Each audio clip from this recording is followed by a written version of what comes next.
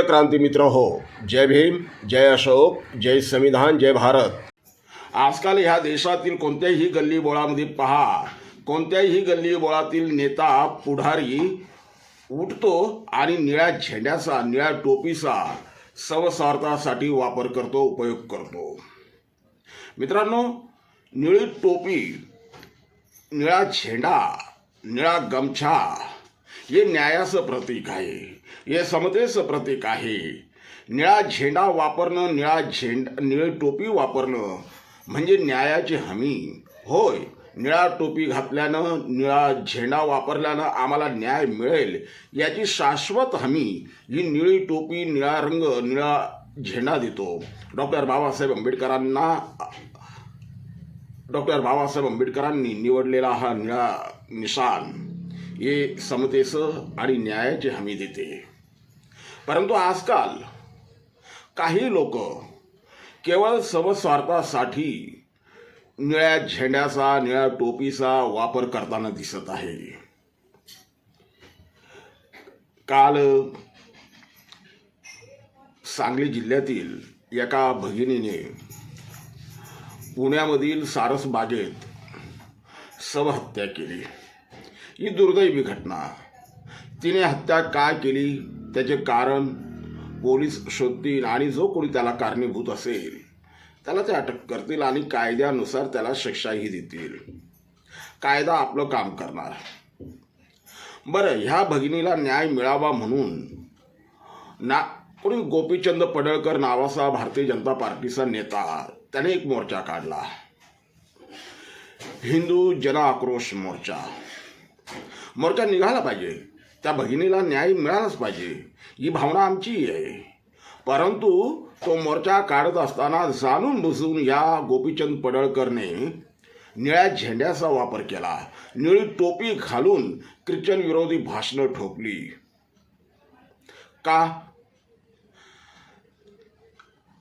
ज्या हिंदुत्वासाठी बाबा तू वंचित बहुजन आघाडी सोडून तिकडे गेलेला आहे, तर त्यांच्या झेंड्याचा वापर तुम्ही करायला हवा होता.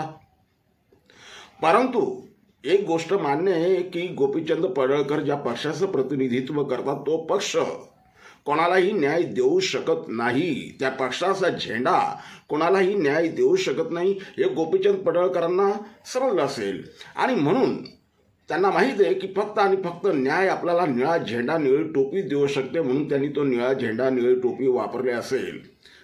परंतु जर त्यांनी राजकीय स्वार्थासाठी या झेंड्याचा वापर केला असेल किंवा निळ्या टोपीचा वापर केला असेल तर ते निषेधार्ह आहे. जितका निषेध कराल तितका कमी आहे. वंचित बहुजन आघाडीमध्ये यायचं, नाव कमवायचं, प्रकाशजी आंबेडकरांचं बोट धरून राजकारणामध्ये मोठं व्हायचं. गोपीचंद पडळकर हे त्यातले एक उदाहरण. ह्या गोपीचंद पडळकरांना प्रकाशजी आंबेडकरांकडे यायच्या आधी कोण ओळखत होतं? काय ह्या माणसाची राजकीय कुवत होती, काय ऐपत म्हणजे पात्रता काय होती? परंतु ह्या माणसाला जसं प्रकाशजी आंबेडकरांनी अनेकांना ओळख निर्माण करून दिली. नीलम गोरे एक ताजे उदाहरण. नीलम गोरे, कोण ओळखत होतं नीलम गोरेंना? पण या नीलम गोरेंना सुद्धा प्रकाशजी आंबेडकरांनी एक ओळख निर्माण करून दिली. आता त्या ओळखीचं त्यांनी काय केलं ते त्यांना माहिती.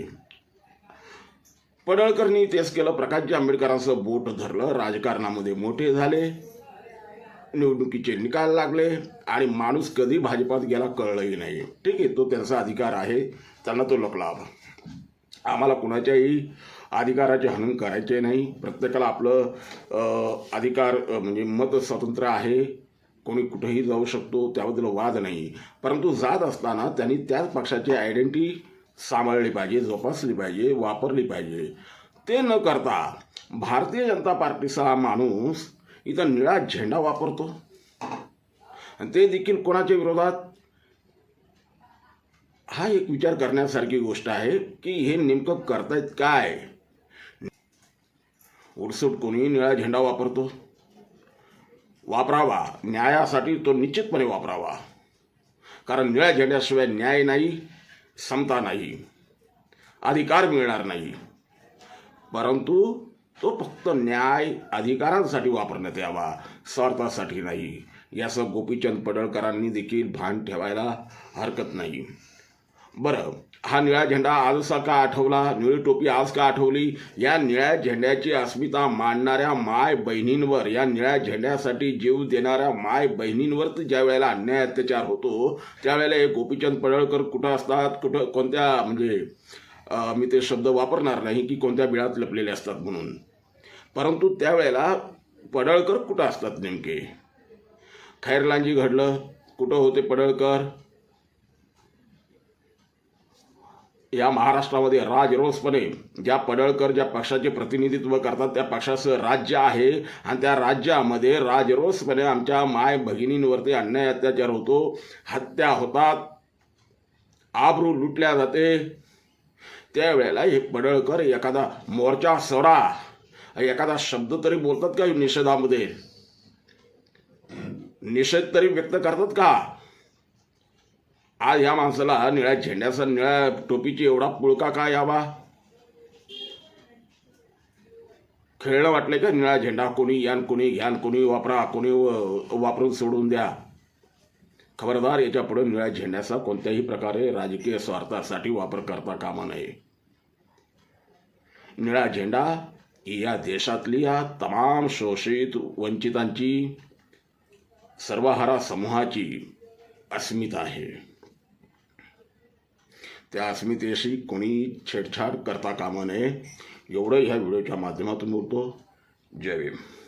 क्रांती मित्र हो, भीम पॅंथर या आपल्या हक्काच्या यूट्यूब चॅनलला कृपया सबस्क्राईब करून आम्हाला विषमतावादी शक्तींच्या विरोधात लढण्यासाठी बळ द्या, शक्ती द्या, ऊर्जा द्या. कमेंट करा, लाईक करा, शेअर करा.